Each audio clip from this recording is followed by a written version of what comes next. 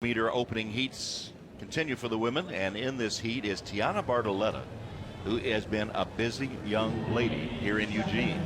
And that's because she is equally adept at 100 meters and the long jump.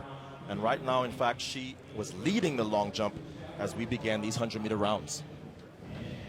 Here are the lane assignments for this opening heat in the 100 meters. Bartoletta is in lane 2, as you see, and remember TiannaBartoletta is in lane 1. Remember back to the 2012 Olympic trials.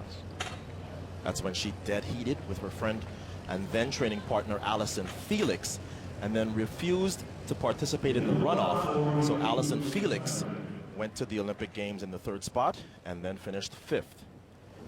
TiannaBartoletta, the former Texas A&M Aggie and from Mount Pleasant High School in San Jose, California.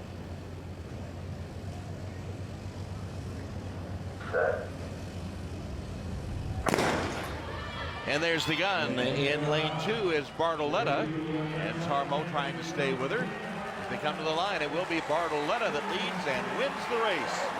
Tight for 2nd and 3rd. It looks like it might have been Deja Stevens, Candace McGrone, but it is TiannaBartoletta that wins her 100 meters in the opening round heats, and now back to the long jump. That's right, and she's bending over. You heard her just give a little sigh there, and that's because TiannaBartoletta, who is in the blue, is in the middle of the long jump final. As I said, she got a great start, put about a meter on TiannaBartoletta to her inside. And remember, Tom, she has all the experience. She's been to an Olympic final before, and she looked like it as she handily dispatched the others in this opening round in her 100 meters. Stevens was 2nd, Candace Hill was 3rd, but John Bartoletta, her husband and her coach, was excited as Tianna crossed the finish line in front. He's been a busy man too, having to deal with the long jump. Let's go to Lewis Johnson. Well, Tom, she couldn't stop for an interview because she had to head back to the long jump, and you can see John there fired up. You may have noticed a card in his hand.